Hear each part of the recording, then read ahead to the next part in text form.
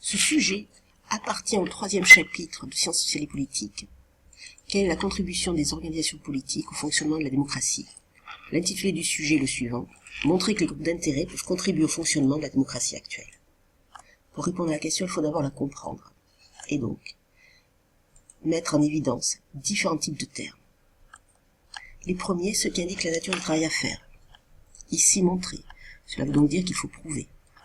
Mais aussi contribuer. Autrement dit, favoriser, assurer. Ensuite, les termes qui relèvent du domaine de connaissance. Ici, c'est la démocratie, que l'on peut définir à partir de la formule d'Abraham Lincoln, le gouvernement du peuple, par le peuple et pour le peuple. Le fonctionnement de la démocratie est plus particulier. Il met en évidence l'expression des opinions des citoyens différentes, mais aussi la représentation des citoyens, et cette compétition va se faire de manière pacifique. Mais le terme essentiel est bien sûr groupe d'intérêt. On pourra faire référence à l'organisation politique et à la société civile organisée. Mais le groupe d'intérêt a 3 caractéristiques. La première, il ne cherche pas à exercer directement le pouvoir politique par la conquête des suffrages. La deuxième, il dispose d'une organisation relativement stable. Et enfin, il fait valoir certains intérêts auprès des pouvoirs publics. Dernier type de terme, ceux qui indiquent la délimitation géographique et temporelle, autrement dit, les pays et les époques dont il va falloir traiter dans le sujet. Ici, il n'y a pas de bornage explicite. On en fera un bornage implicite. On ne traitera bien sûr que des régimes démocratiques. On peut alors reformuler le sujet.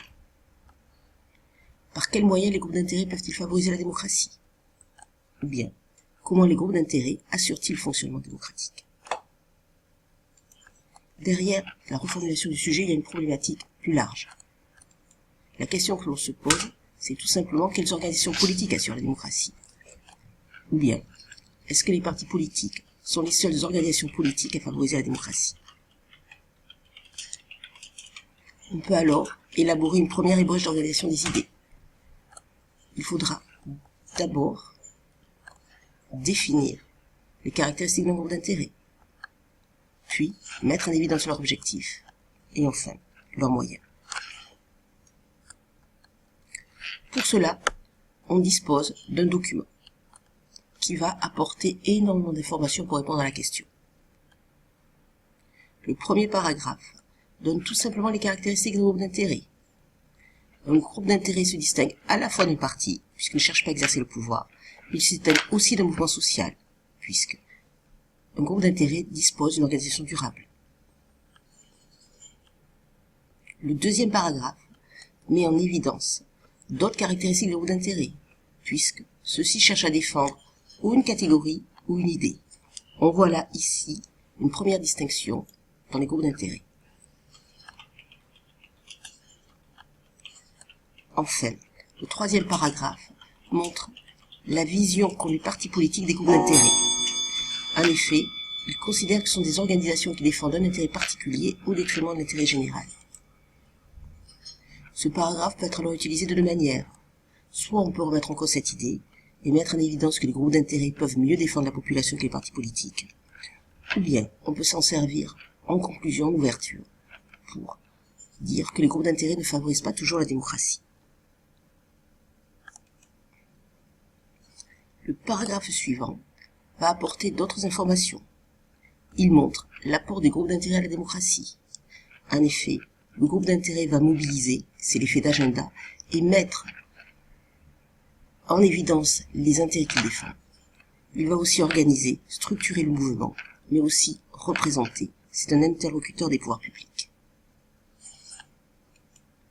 Le dernier paragraphe montre les instruments des groupes d'intérêt, c'est-à-dire les moyens qu'il peut utiliser. Cela peut être la protestation, l'intervention dans le débat parlementaire ou le lobbying.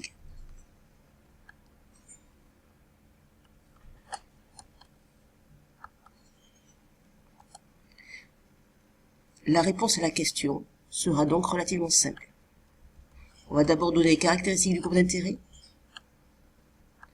mettre en évidence ses moyens, puis son objectif, il favorise la démocratie. On peut d'abord définir ce qu'est un groupe d'intérêt. Là aussi, il va falloir redonner la définition d'organisation politique ou de société civile organisée. Mettre en évidence, comme on l'a vu au départ, les 3 caractéristiques d'un groupe d'intérêt. Il ne cherche pas à exercer directement le pouvoir. C'est une organisation stable. Et enfin, il va défendre certains intérêts. On peut reprendre l'idée du document qui met en évidence les 2 caractéristiques du groupe d'intérêt. Un groupe d'intérêt peut d'abord avoir une vocation identitaire, c'est-à-dire qu'il va défendre les intérêts globaux d'une catégorie de la population. Il peut aussi être le support d'une cause. Autrement dit, un groupe d'intérêt va défendre un objectif, une idée, une valeur. Quels sont les moyens mis en place par un groupe d'intérêt pour atteindre ces objectifs? Un groupe d'intérêt dispose de plusieurs moyens. Le premier, le lobbying. L'idée est d'influencer les pouvoirs publics, soit par un lobbying interne, soit par un lobbying externe. Le deuxième est la coopération. Ici, le groupe d'intérêt va participer à la prise de décision. Enfin, le dernier moyen est la contestation. Le groupe d'intérêt va s'opposer au pouvoir public pour faire valoir ses idées. Enfin, dans un troisième temps, on va pouvoir montrer que le groupe d'intérêt favorise la démocratie. En effet, il assure l'expression des citoyens, puisqu'il représente les opinions des citoyens,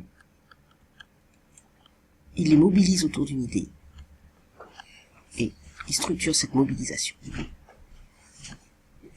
En introduction et conclusion, on peut, pour une première idée en introduction, d'abord prendre une information tirée du document. Par exemple, mettre en évidence un groupe de pression est une organisation politique sans être un parti. Ou bien prendre un exemple d'actualité et montrer le rôle du lobby des armes à feu lors des élections américaines. En conclusion, pour l'ouverture, on peut reprendre un élément du document et mettre en évidence que le rôle des groupes de pression sur la démocratie est parfois remis en cause par les partis politiques, ou bien une idée d'actualité. Un groupe de pression peut par exemple devenir un parti, c'est le cas des écologistes.